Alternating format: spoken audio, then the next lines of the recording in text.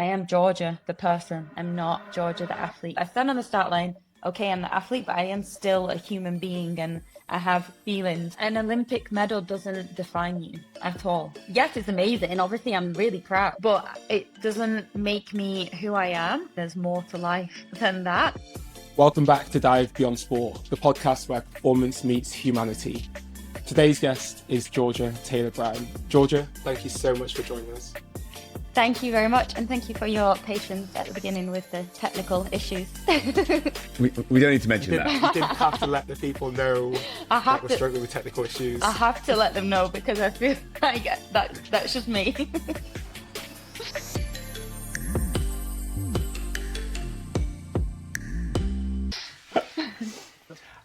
Well, Georgia, I had a different opening question planned.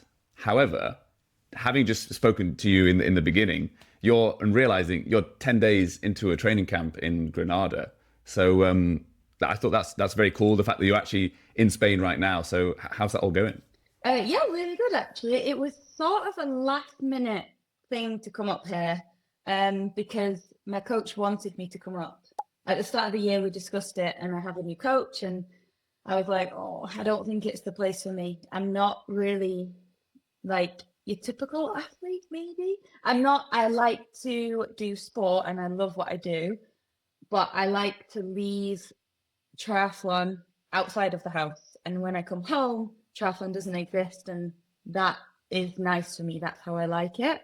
But I knew that coming here, you're living in the training center here. So like I look out my window and the running track is there. And then I look to the left and the swimming pool is there. And you know, it's very intense being around all the athletes all the time. So I was like, oh, I don't think it's for me. And then I kind of thought, come on, Georgia, you try new things this year, like new coach, new training techniques. And I was like, come on, you can do it. So yeah, I decided it would be good for me to come to altitude, get a good block in here, and then I drop down and race next weekend, actually. So yeah, it's risky because I'm high. I'm at 2,300 and it's probably not as long as I would like to be here to train and prepare for a race. And also I'm dropping in last minute, so I could be quite tired. But at the same time, it's also good to see if I race better straight off of altitude or then I race the week after also. So then I have the bit of like the extended time to recover from altitude and then go again to race. So yeah, I am enjoying it at the minute here. It's good fun.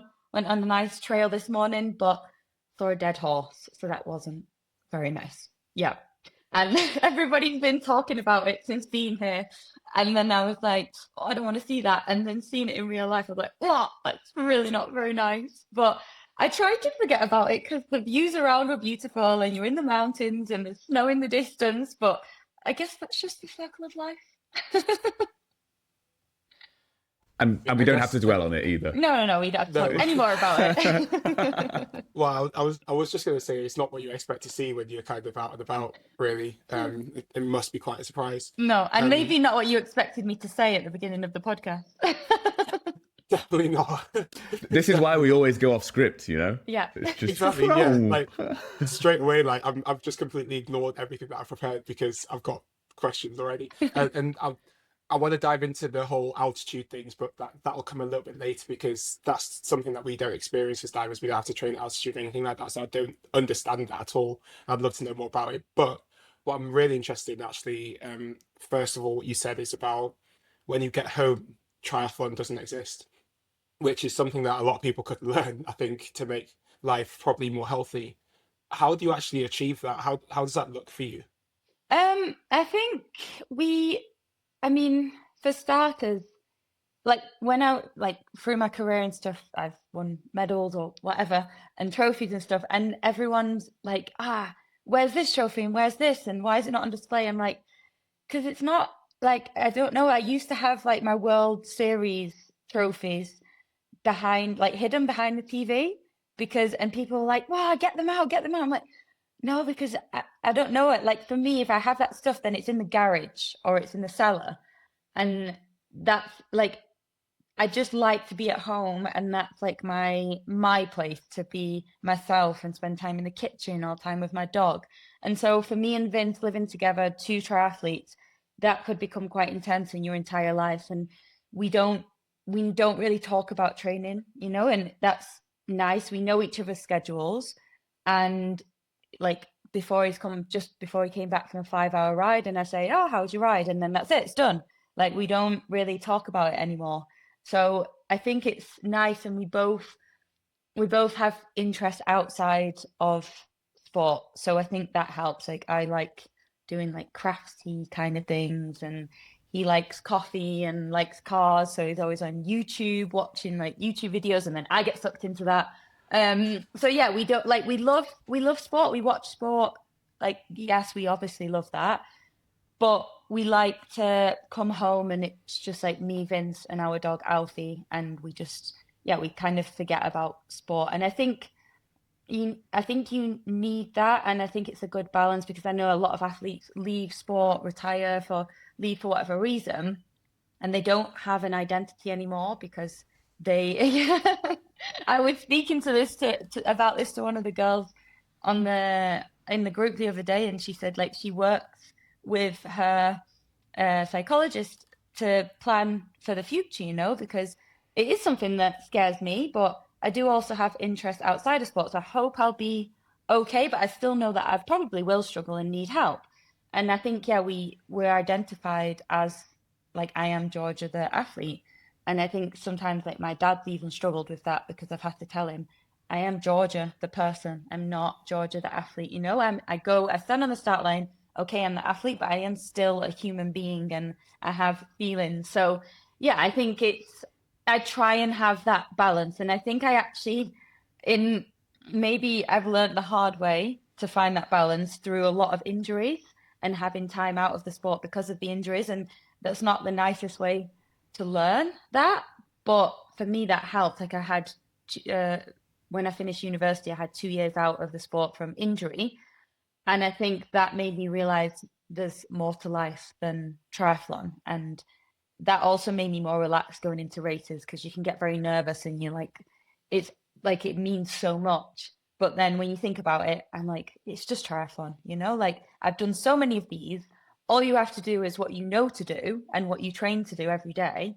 And that's it. Don't overthink it. So yeah, I think I've learned to have this good balance through my misfortunes with the injuries, but I like to try and learn from the injuries every time, because you can become upset and dwell on them and think about them so much. But I try to learn something every time from those injuries. I mean, that it's one of the biggest topics, this, I think, about athletes and sport, and it's something me and Yona have talked about obviously a lot. But I think we have slightly differing opinions on this too, in a sense that I know when I stopped for good, so from competition and then also performing, I hadn't really done the prep, and I kind of thought I'd done my transition because I stopped competing and I was doing shows. And I didn't really struggle in that time because I went straight into that and it was fun and I was on stage and, you know, people were clapping for me. But then when I walked away from that in 2024, like that's when it all hit. And I remember thinking in that time, and it really stood out from what you said, Georgia, about I actually started to realize that I wish I'd had seen it. I'd have seen my sport as a job. And I think to some people, it sounds like maybe there's a lack of passion there. And it's like, oh, that seems far too cold for an athlete. Don't you have to be, you know, consumed by it constantly? But actually, in my reflection, I thought, no, because I just got myself into so many negative spirals. Because when I didn't have that identity anymore, or when my training went bad, it was like my world was over. And even though, and I had injury struggles as well, but for whatever reason, like I didn't create the same lesson or learn the same lesson as you, George, which I think is really interesting. So how do you see your identity now then?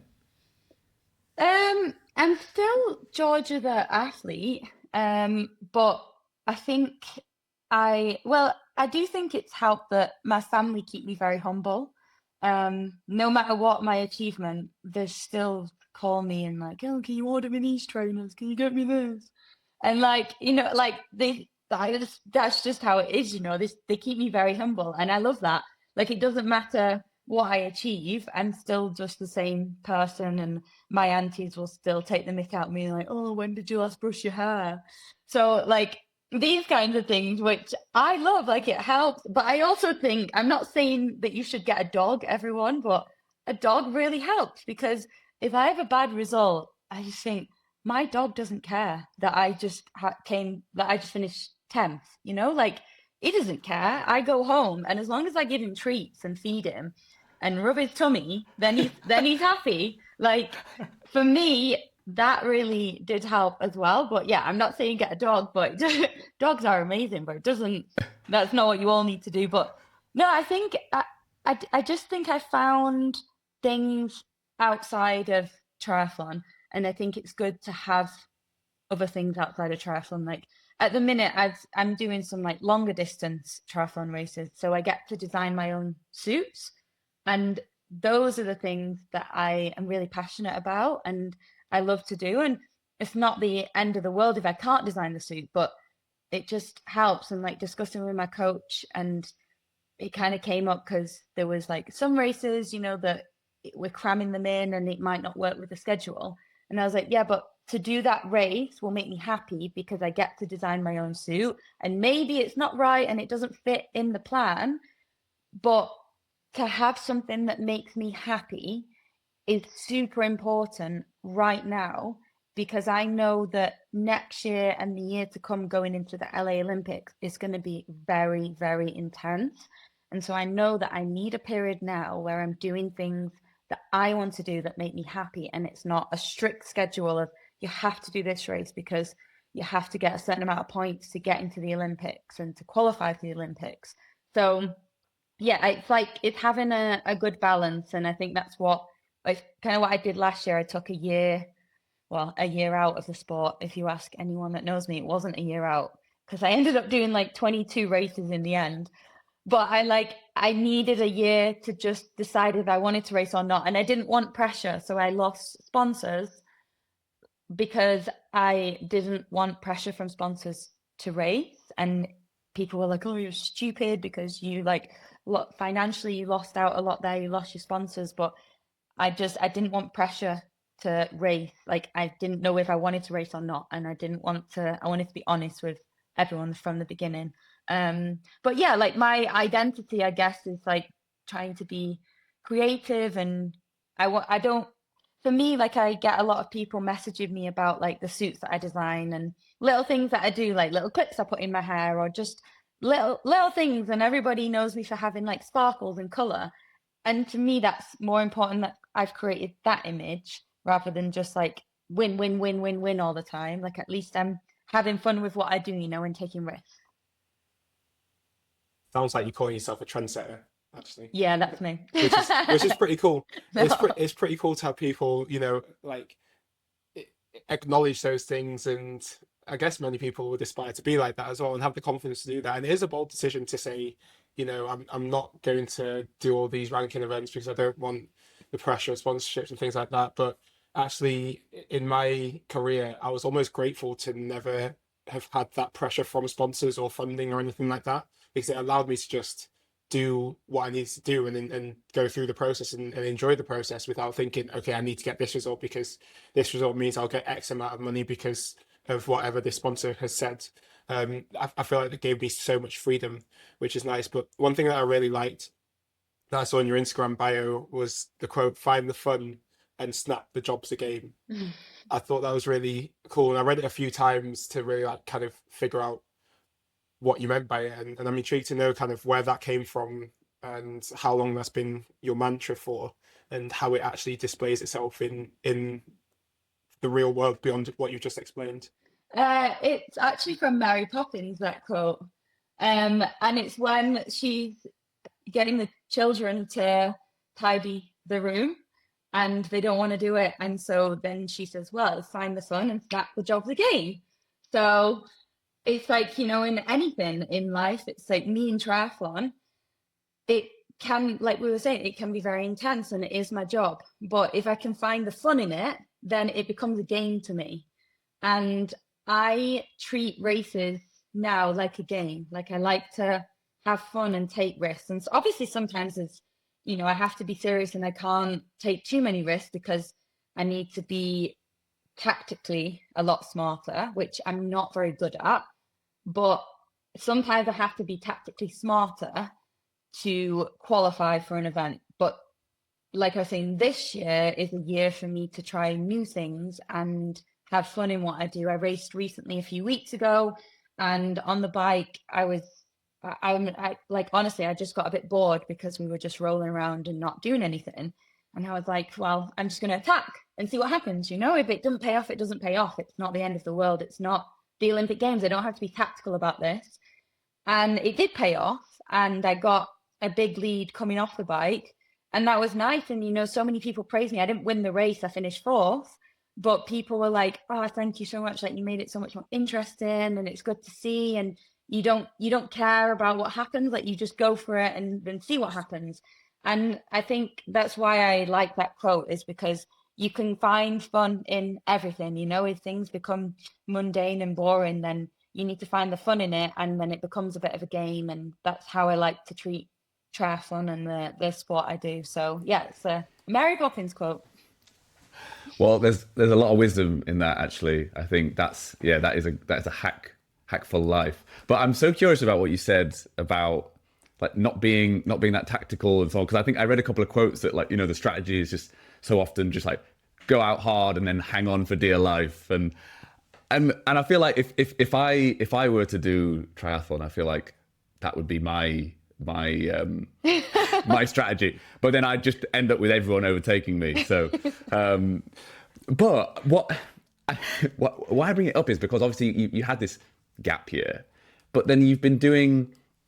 It just seems like you've also kind of dominated everything. You do the sprint distances, like what is it, the super tri? Yes, yeah. But then obviously you took a break from the regular stuff, but like the Olympic discipline and length of the World Series and stuff. But then also the Ironman 70, is that it? T100. T100. Yeah. Okay. Yeah. But so there's a huge range in distances, but it's like also just kind of crushing at every level, despite what you're saying, not being very good tactically and or hanging on for dear life. And I'm like so intrigued about like how you reflect on that. I think like last year, if I chose not to race in the World Series because that is when, even if I tell myself that I'm just there to have fun, like the World Series to me is my job, and that's focused around the Olympics and world titles. And so that will always be intense. Whereas if I do the super tri event, which is the smaller scale, so less distance, and then the other end of the spectrum is the T100 and the 70.3, so like double the distance of the World Series. If I do those, I have no expectations in those. And like they are just for fun and they are for experimenting, and I can do what I want. And so I enjoy doing the super short stuff because I think for me, I don't really have a single fast twitch fiber in my body. So for me, that's such a challenge to do the super fast stuff. And I love that. Like I don't know, maybe I'm a bit weird. I think we're all weird as athletes, you know, like we kind of like to punish ourselves, and not punish, but like, I think we're quite fascinated with the body and what you can do on the limits. Yeah. And like any given day, it's very, very different for me, but I like to see what I can do today. And so the super tri stuff I love to do because it's short and it's exciting, and yeah, there's a lot going on. And then the longer distance, I didn't think I would like. So I really wanted to try it. I don't want to say, no, it's absolutely not for me unless I've tried it.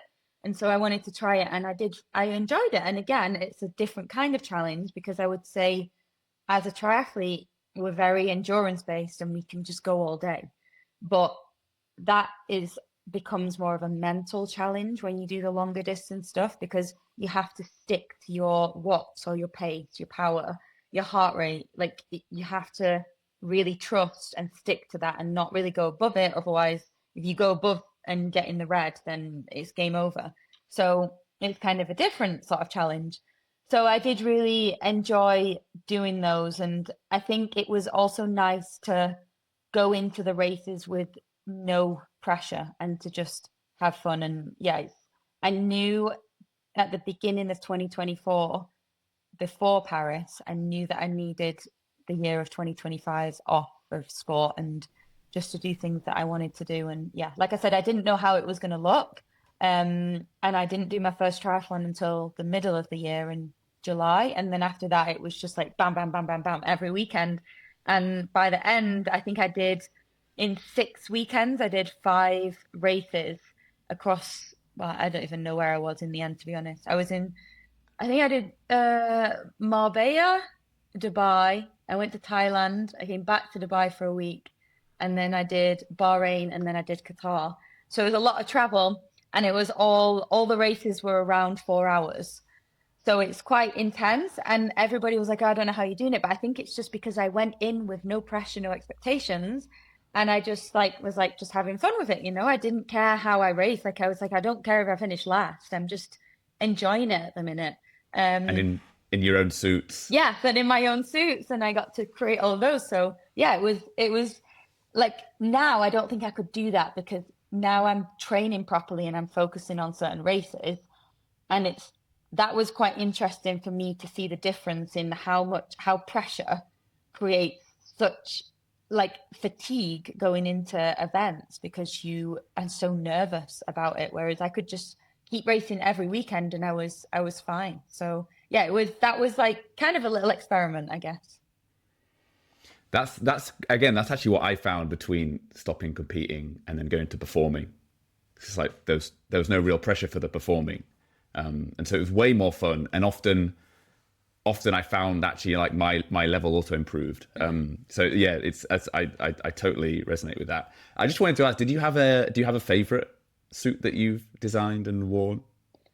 I had one that I made for Dubai, and it was kind of like I said I want to look like a giant cupcake. So it was like blue and pink. Like I wanted it to be like icing across the suit, and like the mini gems. Do you remember those? Like the biscuit with the yeah. I like love those so Same. much. yeah. So the They're icing, so good. the icing bit I on the wanna go buy top. some of them. They're so good, and I bought some as well What a when I was throwback. in Dubai, and I had like the mini gem pattern like on the suit, and like there was textures to it, and that one was really really cool. So yeah, I enjoyed that one, and I've got a new suit coming out soon for the race in Spain. So that one's a secret at the minute. I can't wait to see it. It's been super interesting to kind of hear this part of your story, but I want to rewind a little bit and kind of go back way back when, to the person even before triathlon became part of your life. How did you find the sport of triathlon? What was your kind of childhood like, and what did sport give to you? And then on to joining the Leeds Triathlon Centre and all the the injuries that you mentioned, because my experience of you, those times when you guys used to train alongside us in Leeds, was you were on the physio bed more often than not and doing rehab more often than not. And I remember seeing everyone kind of being able to do everything, and there was always you just like not quite fully able to join in. But you were always there, and you always looked like you gave absolutely 100% of your energy and focus to it. And then obviously going on to see the way that your career developed, that is amazing to see that foundation being built from that point to the Tokyo success and beyond. But yeah, when you were a kid, what did sport kind of mean to you? How did it become a thing? I'm from a very sporty family. So my dad was an 800-meter runner. So he was like the Sebco, Steve Ovett kind of era. So quite hard to get in, it was quite aggressive then. Pretty tough competition. Yeah. And then my mum was a swimmer and also ran, and my mum and dad met at the running club. And so they were very sporty. And then when we came along, they just like they're just super active all the time. You know, they're not very good at sitting still and doing nothing. Even now. So we would be doing things like every night after school or every weekend we'd be riding our bikes, or we'd be doing something, you know, like family holidays were either Centre Park, so very active, or we'd go down to St Ives in Cornwall and we would be there all summer and we'd be in the sea all the time and just, yeah, very go, go, go. So yeah, sport was a massive part of my life as a kid. And then when I was old enough, I would be trying different sports. Never tried diving, and that's not for me. Definitely not. No, there's still time. No, There's still no, time. like diving's like kind of gymnasticsy, and that is no, not for me. So I wish I like people always say like, oh, if you weren't a triathlete, what would you be? And I was like, I'd love to be a gymnast, but I wouldn't physically be able to be a gymnast. But like, I would love to be. So yeah, what you guys do is incredible, but I can admire from a distance and appreciate from a distance. But yeah, never tried that, but I tried a lot of different things. And then yeah, it was never pushy. It was like, you can try it, and we had so many different options. And then if you like it, you can continue. If you don't, then we forget about it. So yeah, there was lots of different sports that we did try, and then I stuck with swimming for a long time. And then when I was around 14, I was doing like schools cross country. I don't know if you ever had to do that, but everybody had to do like cross country in school. I hated cross country so much. Yeah. I used diving as an excuse to get out of doing cross country. Basically, that was my MO. So me, I had to do it, and then I was quite good at it, but just because of my endurance base from swimming, because I was swimming so much. So again, no speed at all, but I could just run all day. And then from there, I kind of went to different levels of different cross country events and was really enjoying the running. But at that age, like I enjoyed sport because of the friends that I made in the sport. You know, like if I had to go and swim on my own or run on my own, then I wouldn't. But because I got to go to swim squad and run squad, like that was fun for me, and I enjoyed it, and I loved that. So I kind of continued, and then yeah, because I was swimming and swimming and running, my mum suggested like, why not add a third sport in, because that makes so much sense. So yeah, I went to a triathlon, British Triathlon trial day, and I'd never done a triathlon before, and everyone there had. And then I didn't think I would get on the squad, but I actually did. And so from there, I just had to learn to ride a bike, basically. So yeah, that was, I mean, I could ride a bike, but a road bike with skinny tires was quite different to a mountain bike on the streets where you're giving your friend a backy. So yeah, it was that was hard. That was really, really hard at the start. And I got dropped a lot on rides, and I would cry, and I'd be sat in the van on training camps. And yeah, so it was really hard for 2 years. I was racing, but I was constantly getting dropped from the bike groups, and because I could swim well enough, because obviously I was from a swimming background, but then the bike was the hardest thing for me. And so yeah, I had to work hard on the bike and just keep pushing through and persevering with it. And yeah, and then I did my first triathlon at 16. And my first triathlon, I clipped the girl's wheel in front of me, so I came off my bike. And I think I finished last in that race.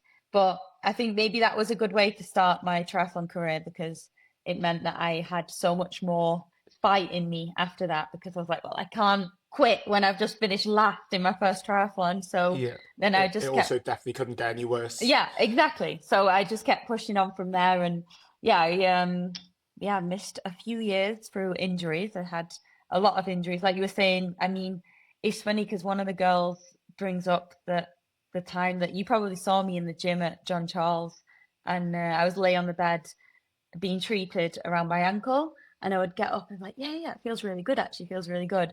And little did I know that I had a fracture in my foot at the time, but just the physio treating me, I think mentally I was like, yeah, you fixed that. It feels so good. I'm ready to go for a run. And then later that day I went and got a scan, and I had a stress fracture in my navicular bone. And then that's the injury that put me out for 2 years. That was a big one because I had that operated on. But yeah, for me, I think when I was younger, I had a lot of bone injuries. And then when you're older, it just becomes a lot of tendon injuries. I mean, we spoke with with Hannah Scott, who she won gold in Paris in the women's quad rowing. Damn, what's the official term? Skulls? Skulls? Maybe. Quad skulls? Yeah? I don't know. Yeah? Yeah. Yeah, I think it's let's quad go with skulls. that. I think it's quad skulls. Yeah, quad skulls. Yeah. Obviously, incredible athlete. But she was talking a lot about and other a couple of other guests as well, but about like not fueling properly, but not really realizing, and then with the training demands, particularly like sports that are so demanding, rowing, triathlon, and then getting, you know, she had 10 different stress fractures in her ribs, and it was the likely cause was just that she was effectively just not fueling enough for her training. But it's become a lot more realized and spoken about, I think, in sort of recent years, and I think particularly for female athletes it is and has been a problem.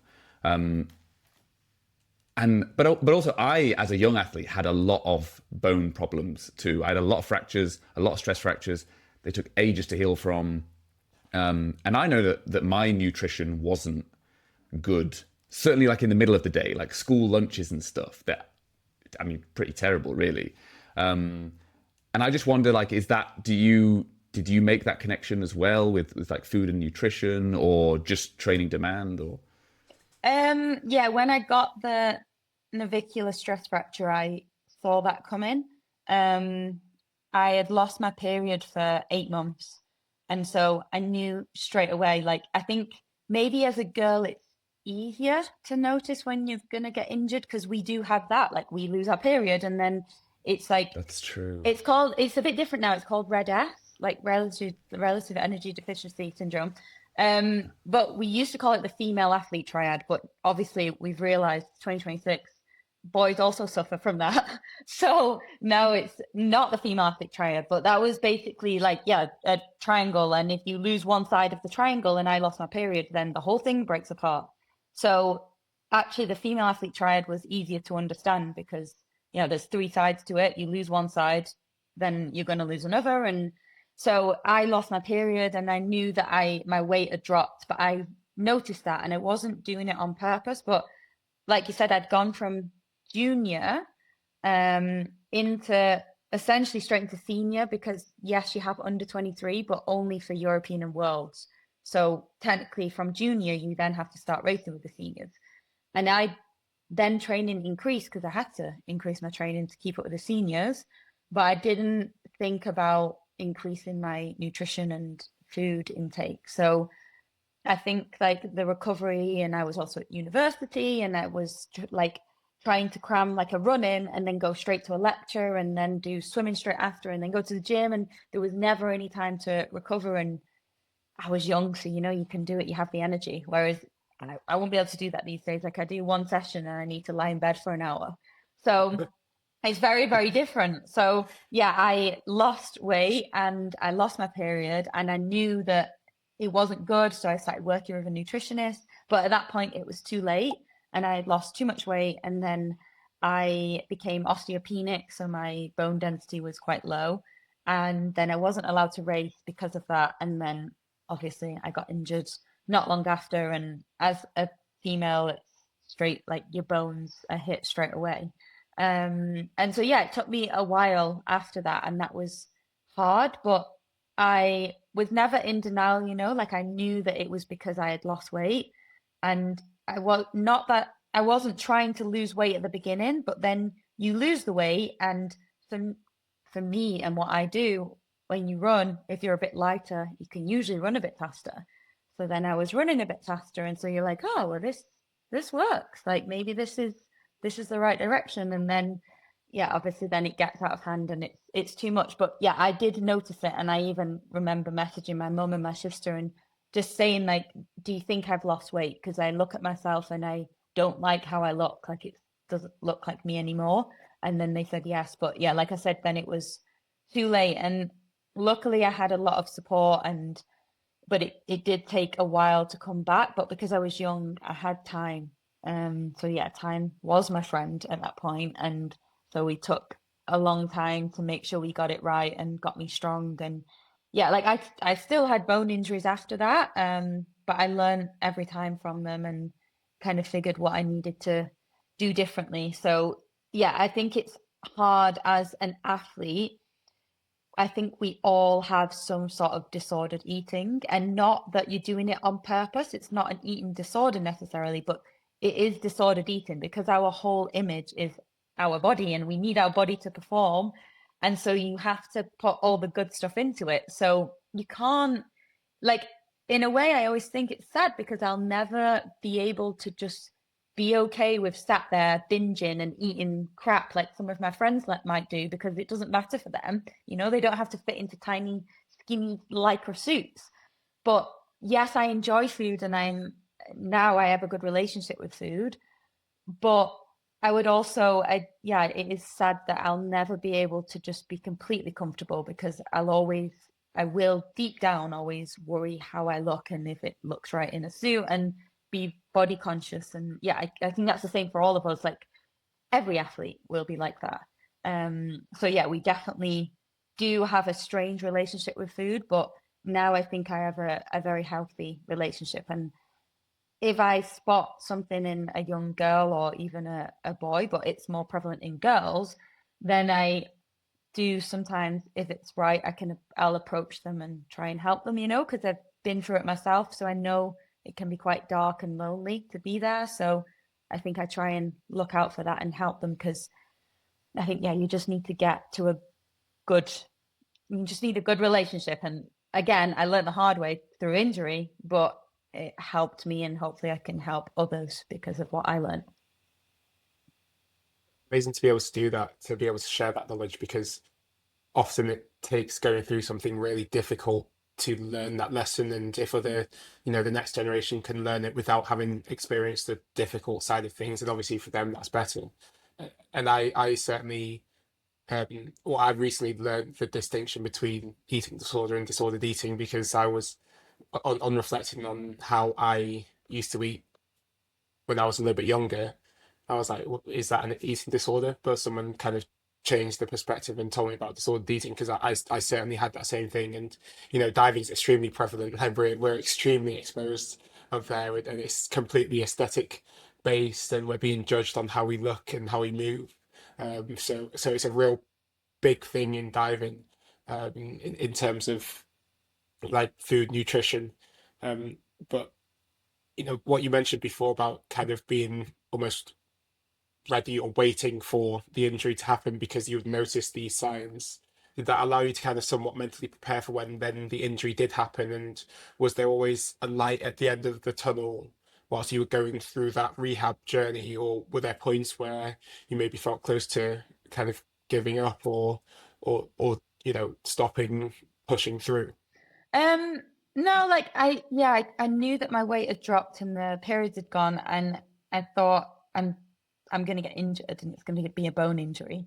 And even though I kind of told myself that, at the same time you're like, yeah, but I'm working with a nutritionist now, so they're gonna fix me and it's gonna turn everything around super fast and I'm gonna avoid this injury and it'll be fine. But then I didn't. So when I was told that I had this stress fracture, I was literally on the way out, heading into town with my friend to do some shopping for the afternoon. And I got a call from the doctor, but I ignored it because you're like, I don't want to know. I don't want to know. Like you have an MRI and you're like, oh, I'm turning my phone off. I don't want to know. And I knew that it wasn't going to be good. I'd had pain for like 5 weeks. It's like, it can't be good. And then he texted me straight away and he said, I've got your results and you have a stress fracture in your navicular. Call me. We need to figure out a plan from here. And I like read the message and I told my friend and she was like, are you okay? Like we just stay at home. I was like, no, it's fine. Let's go into town. Like it didn't hit me at first. And then we literally got in the car. Like she was a bit like, okay, yeah, we're going to town. And then we got in the car and we were 10 minutes down the road and I just like burst into tears hysterically. And I was like, I think we need to go home. I think we need to go home. I don't know what to do.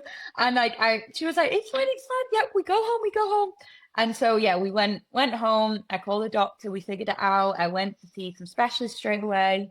And the navicular is, I feel like maybe you guys would have probably broke your scaphoid before or not. I think it's quite common in diving, but it has a really low blood supply. And so it's the same with the navicular. And so it's not a great one to injure because the rehab is very, very long. And so when I was having the discussions with the team about it, they did kind of prepare me. They were like, it can be career ending, because as a female, especially, and you're osteopenic right now, and you're young, it doesn't have it's not looking good. But I was like, whatever, like, it's not gonna end my career. But there are points where I didn't run for 16 months. It's a long time, and even now, if you told me, oh, you're gonna have to miss your run tomorrow, I'd be like, no, no, no, no, no. One run, I can't miss one run. Like, then I can't race for the rest of the year. What do you mean? But at that point, you're 1 month in, and then you're 2 months in, and you're like, all right, well, that's just normal life now. Like, I'm not running anymore. And yeah, along the way, there was a lot of complications. Like, after 6 weeks, the fracture actually got worse. So it went like 2/3 of the way through the bone. But that's just because of my low bone density, that it just got worse before it started to get better. And then I had the operation, and I had it pinned. And then that was like 6 weeks in the cast, 6 weeks in the boot. And then I started walking. I'd been walking for 5 weeks. And then I got another stress fracture just from walking. And then it was back in the boot for 6 weeks and on crutches. And it was just like, oh my God, is it ever going to end? And then just as I was about to start running again, I had pain in the navicular again. And one of the pins started to come out. Like, I literally saw it at the side of my foot. I got back from walking in town with my friends, and I was like, oh, that doesn't look right. Like, it literally saw the end of the pin like poking out of my foot. And I was like, I'm just going to have a nap. I've done too much. I'll just sleep it off. It'll be fine. And I woke up and I was like, no, it's still there. And so then I had to go back in for surgery and have the pin taken out and a smaller one put back in. And then finally, it was nearly time to run again. So there was just a lot of things happening, but I think that is why I understood that there's more to life than sport, because I had to, because I didn't have sport anymore. So I had to realize you're going to have to find other things, Georgia, outside of sport. And I did find other things, and I had a lot of fun, like, yes, it was a dark time, but I had my friends around me and my family, and we just had fun at that period. So I wasn't racing, I wasn't traveling, so I had more time to be present and be around family and enjoy that.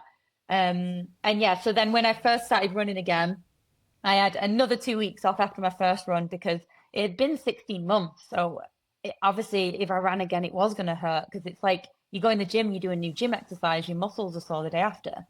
But in my head, I was like, no, no, no, no, no, we're not going back there. We're not going back there. So I made them get a scan on my foot again.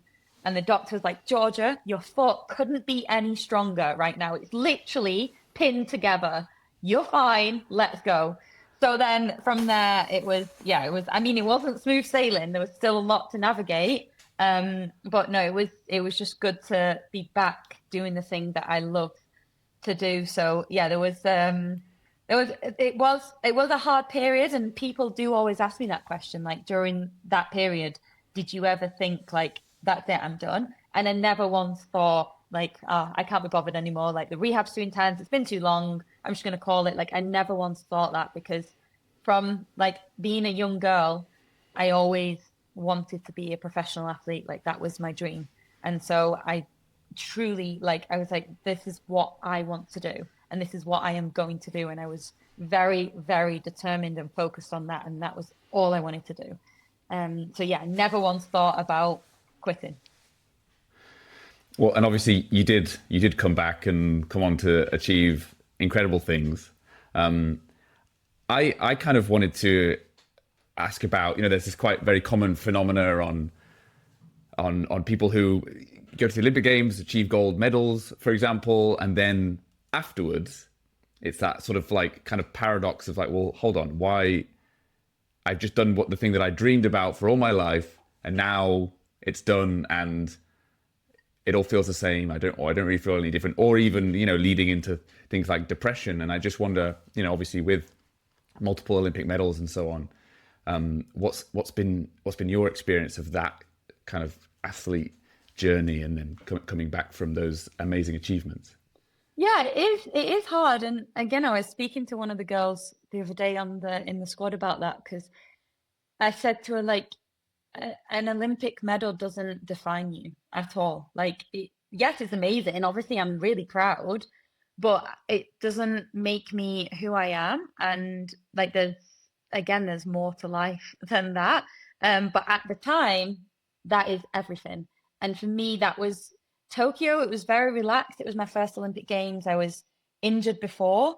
I got another stress response in my femoral bone 11 weeks before Tokyo. So I actually only had 5 weeks of proper training before the games. So my expectations were really low. And I was like, it's just like, I'm going to go and enjoy this experience. And going back to what you said before about how my race tactic is just go all out to the first buoy, that was literally my tactic, was to go all out to the first swim buoy and just have a good swim. And I was happy, because I was like, I honestly don't know how anything else is going to go after that, because swimming was the only thing I could really do.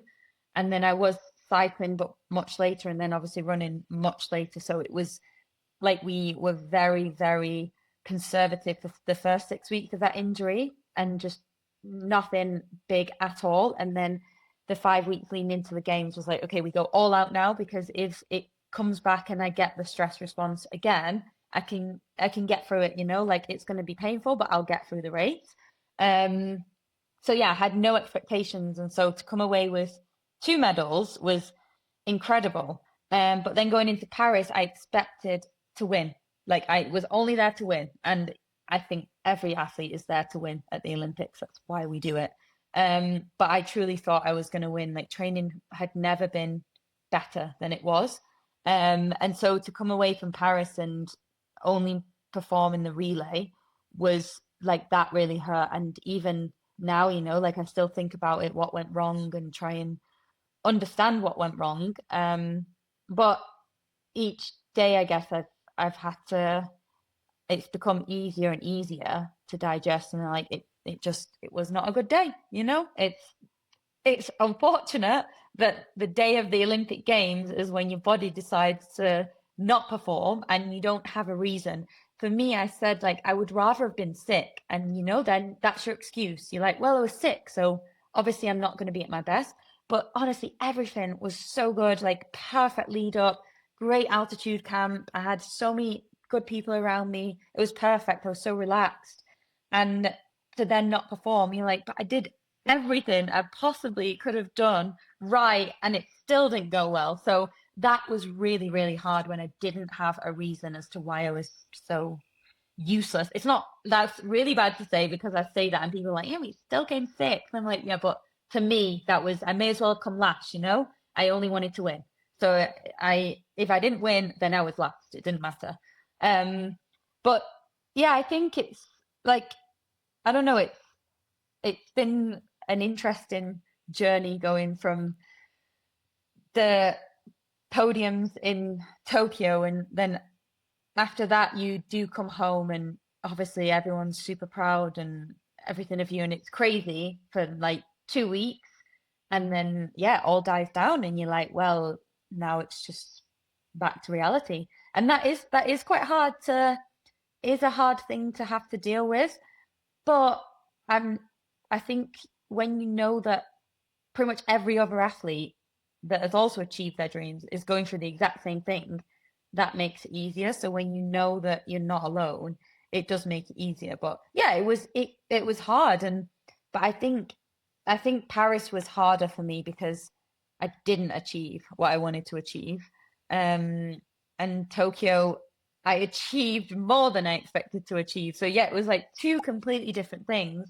But yeah, no, it's a hard period, because you do think like, once I get these medals, I'm going to be happy. But it's like anything in life. I kind of, if you're not an athlete, I compare the Olympics to a holiday. You save up for 6 months to a year for this holiday. You plan it with your friends. It's going to be amazing. I'm buying all these outfits. I'm going to look incredible. Got my summer body, everything. You go on the holiday. It's incredible. You come back and you're like, oh, I'm still just back to work, back to reality. And that's how I explain it to people who don't do sport and aren't athletes. It's like, yeah, it's like when you come home from a holiday, you're depressed. Like, you're so low because you're like, well, what now? Like, now I just have to go back to my job. So that is what it's like for us athletes. Well, for me anyway. Maybe you two feel similar, but yeah, that's what it felt like. And then, yeah, it takes a little while, and then you kind of come around again and you're like, okay, let's go again. But yeah, it's a lot, you for 4 years, you put everything into those 4 years to prepare for the Olympic Games. And if it goes well or it doesn't, like, it's still crazy that you're like, well, that's 4 years gone. Like that.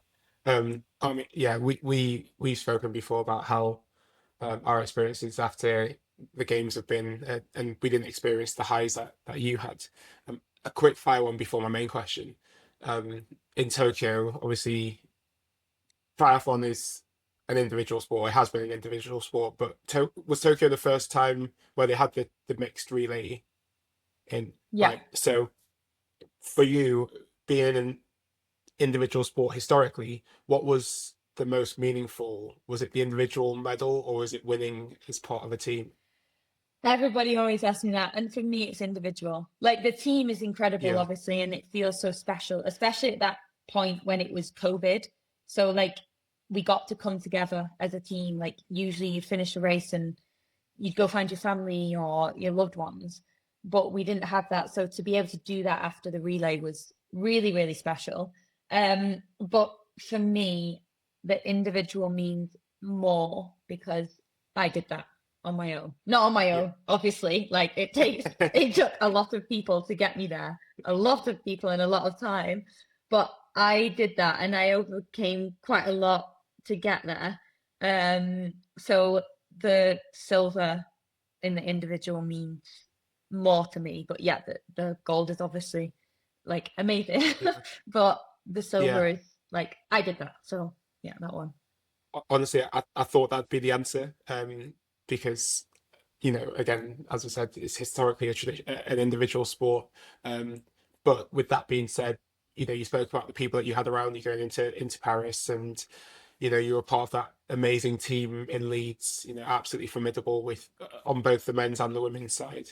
How important were all those people? How much did that give you? What did you learn? I've always valued the team that I had around me in Leeds. Again, it was quite a formidable team, but they lifted me to standards that I could have never achieved on my own. Training alongside Jack Law, he was the best in the world at the time for a period of time. And I was like, if I'm anywhere near this guy, then I've surely got to be in a decent position in the world because he's literally the best. What was that experience like for you with the team in Leeds at the time? I think for me it was quite humbling because I'm literally doing sessions next to Alistair and Johnny Brownlee, who were multiple Olympic medalists and world champions, and then Don Stanford, and then Vicky Holland and Jess Learmonth, and you're like, oh my God, like, I am so small in this group compared to all of these people. So it's really humbling, but also at the same time, like, it was nice because you see them so raw and you see how hard they work, like, you see them on TV competing and you're like, well, they're superhuman. Like, I can't do that. And then you think they're so high above everyone else, but then you train with them and you're like, oh, right, well, look at them. They're like breathing heavy. Oh, I thought they were like invincible. I didn't think they had to work hard. I thought they just won. So it's really humbling because you get to see them work hard and be right there. And then that motivates you to really work hard. And yeah, I think we just had a really good group. Like, you had those incredible athletes, and then we also had the uni students, which were just so helpful and just so selfless, like, they would just give so much of their time to me, like some of the young boys as well, and just commit to my session instead of doing their session, and always want to help me out. And like, it was just amazing. I was super grateful for that and will forever be grateful. And I'll never understand. I'm like, why are you wanting to help me out? But it was just, yeah, it was just really, really nice. And I love going back to Leeds and training with them because they're just also lovely. And I also liked having that dynamic of having the elite athletes and you train alongside the students. So you get a good balance. It's like there's me being here, I'm just around elite athletes and it is intense. But at home in Leeds, I can be an elite athlete, but be around uni students who turn up to a swim session still drunk because they literally just came from the nightclub. And I love that because I'm like, oh, it's so grounding, like that is what I need. I don't want it to be intense all the time. Wow, that's so funny. But obviously, though, triathlon probably is one of the most intense sports that you can do. And I feel like in terms of just like sheer, just like raw difficulty, right, and what you're like putting your body through and like mentally. But I feel like long distance running, triathlon, it's kind of like popularity seems to be on the rise, in my opinion. So for someone who, like by their own account, goes off quick or as quick as they can and then hangs on for dear life, how for maybe for other people who are trying to figure out how the best conquer their mind and those mental battles like during these intensely difficult competitions, do you have any strategies? Like how do you cope with that struggle in a really, really intense race? I always say I like to break the race down because if I look at the race as being 2 hours long and I'm like, I'm going to be in pain for 2 hours. Imagine that. That's horrible. So I have to break it into sections. So as I was saying before, for me, I think about, okay, let's get to the first swim buoy. So it's only 300 meters into the race. So it's not long at all for the first 4 minutes. I'm going to be in pain. And then let's assess from there. And then we get around the swim buoys. And then we think about the swim exit or the entry back into the water if we're doing 2 laps. And then think about transition. So, I have to, like, there is a lot to think about in triathlon. But for me, that's good. And I guess for diving, it's similar. I guess you have your routines. You have to think about that turn and that and da da da da da da. So like you have to really break it down. And so Very good technical knowledge. yeah. Da da da da da da da. So for me, that's how I kind of treat triathlon. I break it down into little sections, and yeah, like it's easy to do on like a bike course. If we have 8 laps, I break it down per lap, and even then break it down to small sections of like, okay, we've got this turn and this dead turn here and this climb or this downhill. And so I have to like really break it down. And for me, that helps me prepare for the race because I don't see it as a 2-hour race. I see it as like very small little bits, and that definitely helps. So just super in the moment. Yeah, Like yeah, not thinking ahead, just yeah. okay. Exactly. That's why people are always messaging me after the race and like, I think you need to figure out your tactics better. I'm like, no, I don't want tactics. I just like I don't want to talk about the race before. I don't want to think about it. Like, just let it be, Whatever happens, happens. As long as I cross that finish line and I am on the floor and I've given it absolutely everything, then what more could I have done? Like I don't want to plan. Because especially for my event, it like I'm on the start line with 54 other women. So I'm massively impacted by what they're doing as well. So it's not like I'm running a track race and I'm in my own lane and I just have to think about that and it's like tunnel vision. I've got so much to think about, like trying to dodge people in a swim or trying to get on my bike before them, trying to get around them on the bike if there's a crash. Like I'm massively affected. So I don't like to plan too much. I just like to train, stand on the start line because I'm ready to race, and then see what happens when the gun goes. That ability to adapt in the moment is such an important skill, I think, because of what you just said. You're impacted by so many other people, and you could have as good a plan as you want, but it could all be thrown out the window as soon as you dive into the water because someone's dived on top of you, and that affects your race. And I recently was kind of shown that. I went and did a weekend on the water in Weymouth with the sailing team, and they were talking about how they could have a great plan for the session, but they could get out and the wind might be a little bit stronger than they anticipated, and it completely changed the way that they have to go about their session, which is something that we don't really experience too much in diving, because it can be quite controlled, and it can be very detailed on numbers and timings and things like that. So it's quite nice to like hear these different perspectives and understand all of that. I said earlier on that I wanted to learn a little bit more about the whole altitude thing, and maybe this fits into the whole like not really planning and being adaptable. How does your altitude training work? And I guess this is my last kind of question in this main section, but how does your altitude training work? What does it look like in terms of preparing to, as you say, drop in? And you spoke about dropping in quite late and quite close to this race that you've got coming up. Like it sounds horrendously difficult to me. What's it like from your perspective? I've done altitude a few times, and it is hard to know like if it actually helps me or not. A massive part of it is the mental side of it, because as I said at the beginning, I'm here and all I have to do is train, rest, and eat, and everything's done for me. So I like to be at altitude because it's peaceful. I don't have distractions. Like I can just focus going into a race. But yeah, the physiological side is like when we're here, things are very controlled because you can get altitude wrong quite easily, especially when you're this high. And so everything is at heart rate, and every session is quite controlled, because if you push over a bit too much, then you'll really push yourself over too far.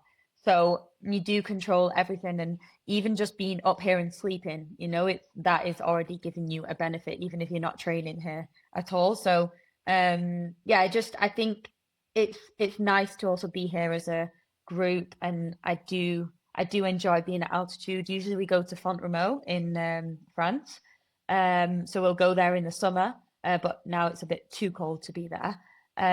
But yeah, I think it's just like I enjoy being at altitude because I love being like closer to nature around the mountains, and it's just like fresh air up here. It's nice. I like it. But yeah, you have to be quite careful. I'm not like scientific in any way with any of this, and I don't know really what the adaptations are. But I think it does definitely help, obviously, because a lot of people do it. But usually when you come down from altitude, you either race in the first 4 days or you race then after 2 weeks, like between 10 days and 2 weeks. If you're in the period between like day 4 and day 10, you feel quite rough and just tired. Like when I come down from altitude, I could literally stay in bed for 5 days straight, and you feel heavy eyes. Like it's not nice. Like you feel it's horrible. And even here, like when you go for a run, you're instantly out of breath. So you do feel it. The hardest is swimming, because obviously when you swim, you can't just breathe whenever you want. Like it has to fit in your stroke. So swimming is the hardest, and it really does get to you. But yeah, at altitude, like I think I never sleep as well, especially because you retain more water. So you go to the toilet a lot more. You need to wee a lot more. So yeah, you never sleep as good because you're up quite a few times in the night weeing. But yeah, I think it definitely does help me, and even if it doesn't help me physiologically, I think mentally it really helps me to be up here and get in a good training block. It sounds like you put the trust in the people around you. Again, there's people being really important in the team who actually know the science. Yeah, exactly. Behind it. You kind of trust their perspective, and it's like supplementation as well. You take protein or creatine or whatever it is, that athletes use, collagen, anything else, and it's really hard to actually kind of feel the effects and feel the benefit, but you put the trust in the people that you have, I guess, around you to help you do that. That's super interesting. I didn't know some of that about altitude, especially like the period in between where it gets rough. I didn't even think about that. Yeah, no, you do feel cool. really rough. It's horrible. Wow. So yeah, it's a bit risky. So when I go down and I race, I'm like, oh, I could be really good, or it could be really, really bad. Well, we certainly wish you luck for that. Thank you. Georgia, for our final question in this main section, so we always like to end the episode the same way. But if your life were a film, were a movie, what would the title be? And this, of course, will be the name of the episode. Yeah. So do you have any thoughts for us? The dramatic emotional disco ball. Goodness gracious. Wow. There's always drama Yes. in my life. I'm a very emotional person, but I like sparkles. Dramatic emotional disco ball. Yeah, that's my movie title. I wonder if you put that into like ChatGPT, what it would look like. Yeah, if you put that into Like, what kind of ChatGPT, image? yeah, and then create me a billboard advertisement, like what will that be? That would Just be- this yeah. really sad disco ball, but his head's exploding. I will create this and we'll send it to you. Okay. I'm super curious. Yeah. So funny. Oh my gosh. Just What a great name. what a great name. Yeah, that's gonna create so many questions. Like, what does that mean? I don't even know what that means. But honestly, like the way this started with my technical issues, that is just my life. Like, it had to happen. If it was smooth, I would be like, no, we can't do it. Something bad's going to happen. It went too smoothly. There just has to be something. So it's a perfect Yeah, setup. well- Yeah, then. yeah, exactly. Yeah, but the rest of the recording's been quite good. So like we've not had any other technical issues, Fred. So Thanks to Amazing. Vince, he saved me. Yes. Yes. legend, absolute Yeah. legend. Well, yes, Georgia, thank you so much. It's been an absolute honor to speak with you and to listen to you through this main episode and all your stories and honesty and vulnerability. I think there's so many messages to help so many people and so many other athletes. And so thank you so much. Thank you very much for having me. It's been really good fun. Amazing. Well, that Wow, is this where we hour's gone will. so quickly. Sorry. Yeah, right. This hour's I gone looked at the rapidly. time. It was insane. Yeah, that's my fault. I talk a lot. These No, but like I was locked into it. It was so good. I just go on, and then I'm like in my head, I'm like, oh, what was the question? You've talked about like you've basically gone back to birth now, Georgia. You forgot the question. We're building context. We're building the journey, and it all fit in, and it was good. It was really good. Oh, good. I totally know the struggle though. Trying to cling on to like what? Yeah, where was I even going with Yeah, this? I do this. yeah. I do this a Yeah. lot. No, but thank you so much, and that is where we will wrap up this main episode. So thank you, Georgia, and but Georgia will be sticking around for one more dive, our bonus section. So if you're not there yet, the link will be in the show notes, and otherwise, we'll see you in the next one.